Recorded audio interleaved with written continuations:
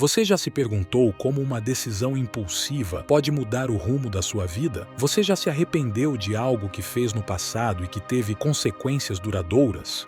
Você já se sentiu frustrado por não receber o que achava que merecia? Se você respondeu sim a alguma dessas perguntas, talvez você se identifique com a história de Esaú, um personagem bíblico que viveu uma vida de altos e baixos, de bênçãos e maldições. Esaú poderia ter sido o líder dos israelitas se tudo tivesse ocorrido como ele esperava, mas não foi assim. Esaú era o exemplo do que hoje se chama de desinteressado. Ele gostava da liberdade de viver ao ar livre e não se importava muito com nada. Sua abordagem relaxada e indiferente para a vida acabou sendo a causa de sua trágica derrota. Ele era o primogênito dos filhos gêmeos de Isaque e Rebeca, e logo se tornou o filho predileto de seu pai. O irmão mais velho de Isaque e Rebeca, Esaú, era neto de Abraão, e o irmão mais velho de Abraão era Jacó.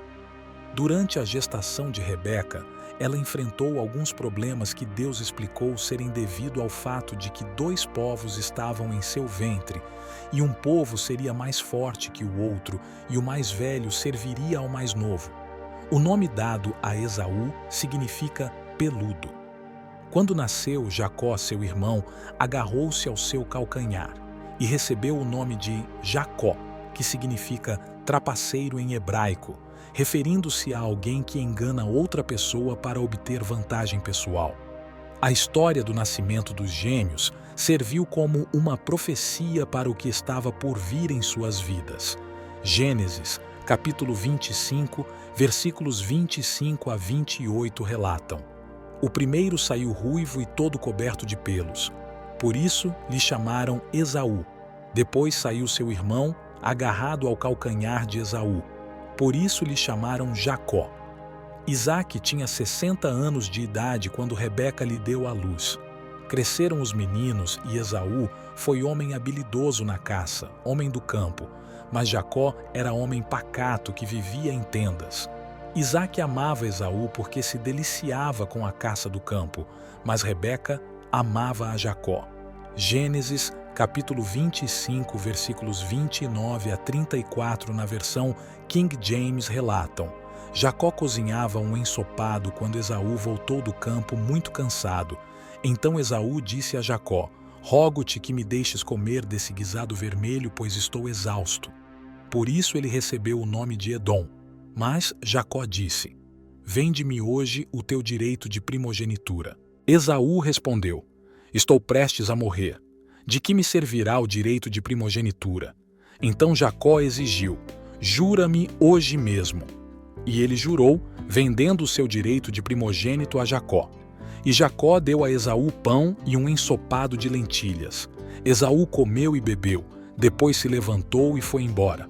Assim Esaú desprezou o seu direito de primogenitura. E qual era o valor de um direito de primogenitura quando se estava morrendo de fome?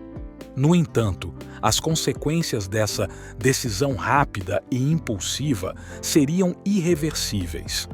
Esaú também tomou uma esposa que desagradava tanto a seu pai quanto a sua mãe. Esaú era cético e não levava nada a sério. Quando seus pais expressaram desaprovação com suas escolhas de esposas, ele fugiu para o Egito e casou-se com outra mulher, filha de Ismael.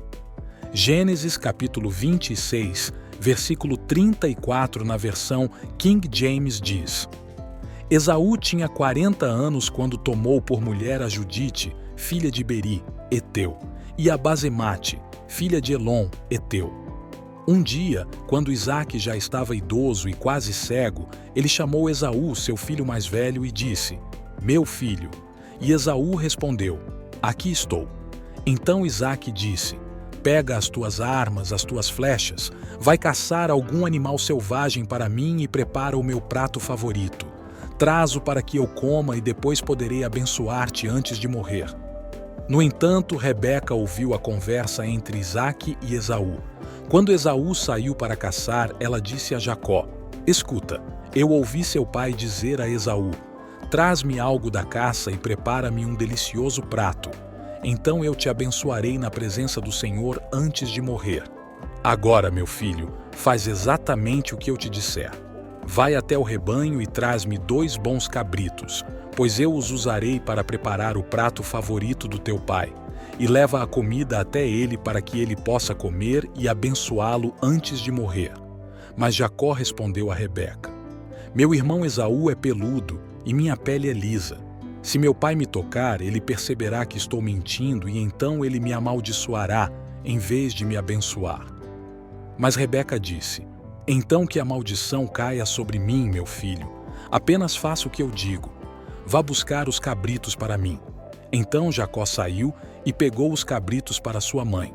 Rebeca os preparou como um saboroso prato, exatamente do jeito que Isaque gostava. Em seguida, ela pegou as roupas prediletas de Esaú, que estavam em casa, e as deu ao seu filho mais novo, Jacó. Ela cobriu seus braços e a parte lisa de seu pescoço com a pele dos cabritos. Então ela deu a Jacó o prato saboroso, incluindo o pão fresco feito em casa, e Jacó levou a comida até seu pai. Quem é você, Esaú ou Jacó? Perguntou o pai. Jacó respondeu: Sou Esaú, o seu primogênito. Fiz como o Senhor me disse. Aqui está a caça. Agora sente-se e coma para que possa me abençoar. Quando Esaú ouviu as palavras de seu pai, soltou um grito alto e amargo. Ah, meu pai, abençoe-me também, implorou ele. Mas Isaque disse: Seu irmão já veio e me enganou. Ele levou embora a sua bênção. Esaú exclamou: Não é de admirar que o chamem de Jacó, pois ele me enganou 2 vezes. Primeiro ele tomou o meu direito de primogenitura e agora roubou a minha bênção. Então Esaú perguntou: O Senhor não reservou nenhuma bênção para mim? Isaque respondeu a Esaú: Eu coloquei Jacó como o Senhor sobre você e o designei como o Senhor sobre todos os seus irmãos. Eu lhe dei abundância de cereais e vinho. O que posso fazer por você, meu filho? Esaú implorou novamente. Você só tem uma bênção, meu pai. Abençoe-me também. Então Esaú rompeu em prantos. Finalmente seu pai Isaque lhe disse: Você viverá longe das riquezas da terra e distante do orvalho dos céus. Você viverá pela espada e servirá seu irmão. Mas chegará o momento em que você se libertará e sacudirá o jugo dele de seu pescoço. A partir desse momento, Esaú odiou Jacó por seu pai ter dado a bênção a ele. Esaú começou a planejar: Em breve estarei lamentando a morte de meu pai. Então matarei meu irmão Jacó. Esaú tinha chegado ao ponto de estar pronto para matar seu irmão. Gênesis, capítulo 27, versículos 42 a 46. Quando Rebeca soube do que seu filho mais velho Esaú planejava fazer, ela chamou o seu filho mais novo Jacó e disse: Seu irmão Esaú está planejando se vingar matando você. Agora, meu filho, faça o que eu digo. Fuja imediatamente para meu irmão Labão em Harã. Fique lá por um tempo até que a ira de seu irmão se acalme. Quando ele não estiver mais zangado com você e esquecer o que você fez, eu mandarei chamá-lo de volta daqui. Por que eu deveria perder os 2 filhos num só dia? Rebeca acrescentou: Estou enojada de viver por causa dessas mulheres hetéias. Se Jacó se casar com uma mulher dessas terras, uma heteia como essas, minha vida não terá mais valor. Gênesis, capítulo 28, versículos 6 a 9. Esaú percebeu que Isaque havia abençoado Jacó e o enviado para buscar uma esposa de lá, advertindo para não tomar esposa entre as filhas dos cananeus. E Jacó tinha obedecido seu pai e sua mãe, indo a Padã-Arã. Esaú ouviu que as filhas dos cananeus não agradavam a seu pai Isaque. Então foi a Ismael e tomou por esposa Maalate, filha de Ismael, irmã de Nebaiote, além das esposas que ele já tinha. Gênesis capítulo 28, versículos 6 a 9. Jacó deixou sua casa e ficou com seu tio, onde propôs e casou-se. Anos depois, quando Jacó voltou a Canaã, ele temia que Esaú pudesse matá-lo e seus filhos. Assim ele enviou um presente generoso adiante e pediu a Deus que o protegesse. No entanto, ele estava equivocado sobre Esaú. Gênesis, capítulo 32, versículos 1 a 15. Enquanto Jacó seguia seu caminho novamente, anjos de Deus vieram ao seu encontro. Ao vê-los, ele exclamou: "Este é o acampamento de Deus." Então ele chamou aquele lugar de Maanaim. Jacó enviou mensageiros adiante para seu irmão Esaú, que vivia na região de Seir, na terra de Edom. Ele disse a eles: "Digam a meu senhor Esaú que venho lhe trazer cumprimentos humildes do seu servo Jacó. Até agora tenho vivido com meu tio Labão e agora possuo jumentos, rebanhos de ovelhas e cabras e muitos servos, tanto homens quanto mulheres. Enviei estes mensageiros para informar a meu senhor da minha chegada, na esperança de que você seja amigável comigo." Gênesis capítulo 32, versículos 1 a 5. Os mensageiros retornaram a Jacó e relataram: "Encontramos seu irmão Esaú e ele já está a caminho para encontrá-lo, acompanhado de um exército de 400 homens." Jacó ficou apavorado com a notícia. Então ele dividiu sua família, seus rebanhos e camelos em 2 grupos, pensando que se Esaú atacasse um grupo, talvez o outro pudesse escapar. Gênesis, capítulo 32, versículos 6 a 8. Então Jacó orou: "Ó Deus de meu avô Abraão e Deus de meu pai Isaque, o Senhor que me disseste: volte para a sua terra e para os seus parentes e eu tratarei com bondade. Não sou digno de toda a fidelidade e amor inabalável. Quando parti desta terra, não possuía nada além de um cajado e agora que estou com 2 acampamentos. Peço-te que me livres das mãos de meu irmão Esaú, pois temo que ele venha me atacar a mim, minhas esposas e meus filhos. Porém tu mesmo me prometeste: eu certamente te tratarei com bondade e farei com que os teus descendentes sejam numerosos, como a areia do mar que ninguém pode contar." Gênesis capítulo 32, versículos 9 a 12. Jacó passou a noite ali e escolheu presentes para enviar a Esaú. Ele preparou um presente para seu irmão de suas posses: 200 cabras, 20 bodes, 200 ovelhas, 20 carneiros, 30 camelos com suas crias, 40 vacas, 10 touros, 20 jumentas e 10 jumentos. Jacó estava enganado sobre Esaú. Não fazia parte de sua natureza desinteressada manter animosidade. Portanto, quando Jacó retornou temeroso de Padã-Arã, Esaú cumprimentou-o como se nada tivesse acontecido. Gênesis capítulo 33, versículos 1 a 18. Então, Jacó olhou para cima e viu Esaú se aproximando com seus 400 homens. Ele dividiu as crianças entre Lia, Raquel e suas 2 concubinas. Colocou as concubinas e seus filhos na frente, Lia e seus filhos em seguida, e Raquel e José por último. Jacó seguiu adiante. Aproximou-se de seu irmão, inclinando-se por 7 vezes diante dele. Esaú correu ao seu encontro, abraçou-o, lançou-se sobre seu pescoço e o beijou, e ambos choraram. Esaú olhou para as mulheres e crianças e perguntou: "Quem são essas pessoas que estão com você?" Jacó respondeu: "São os filhos que Deus graciosamente me deu, teu servo." As concubinas e seus filhos se aproximaram e se inclinaram diante dele. Em seguida, Lia com seus filhos também se aproximaram e se inclinaram. Por último, José e Raquel se aproximaram e se inclinaram diante de Esaú. Esaú perguntou: "Qual é o significado de todos os rebanhos e manadas que encontrei?" Jacó respondeu: "São presentes para meu senhor, Esaú. Trago-os para obter tua amizade." Esaú respondeu: "Eu tenho o suficiente, meu irmão, fica com o que é teu." Mas Jacó insistiu: "Por favor, aceite o presente de minha mão, pois ver o teu rosto é como ver o rosto de Deus, pois tu me recebeste com benevolência. Por favor, aceite este presente que trouxe para você, pois Deus tem sido muito generoso comigo e tenho mais do que o suficiente." E porque Jacó insistiu, Esaú finalmente aceitou o presente. Esaú disse: "Vamos em frente, eu irei à frente." Mas Jacó respondeu: "Você pode ver, meu senhor, que algumas das crianças são muito novas e as ovelhas e vacas têm suas crias." Se as conduzirmos com muita pressa, mesmo que seja apenas por um dia, todos os animais podem morrer. Por favor, meu senhor, vá à frente. Nós os seguiremos lentamente, respeitando o ritmo confortável para o gado e as crianças. Eu encontrarei você em Seir. Esaú concordou. Tudo bem, mas deixe-me pelo menos designar alguns dos meus homens para guiar e proteger você. Jacó respondeu.